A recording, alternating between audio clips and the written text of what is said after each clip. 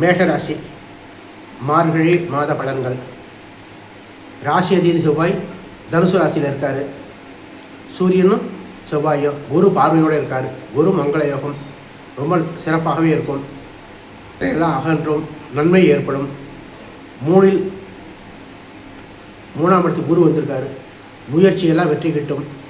11 சனி ராகு அனைத்து காரியமும் வெற்றி கிட்டும். பொருளாதாரம் முன்னேற்றம் தரும். சூரியன் செவ்வாய் சுக்கிரன் புதன் எல்லா கிரகமும் அனுகூலமான இடத்துல இருக்குது.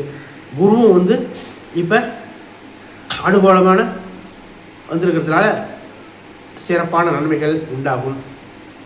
பொருளாதார ரொம்ப சிறப்பாக இருக்கும்.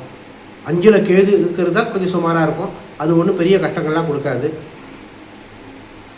ஆக குழந்தைகள் விஷயத்தில் தான் கொஞ்சம் செலவுகளாக இருக்கும் 5ஆம் இடத்துல இருக்கிற கேதுவால். மற்ற பெரிய பிரச்சனைலாம் எதுவும் இருக்காது. ஆரோக்கிய வகையெல்லாம் நல்லா தான் இருக்கும். ஒன்றும் பிரச்சனை இல்லை. சின்ன சில செலவு இருந்தாலும் பெரிய அளவில் எந்த பிரச்சனையும் இருக்காது.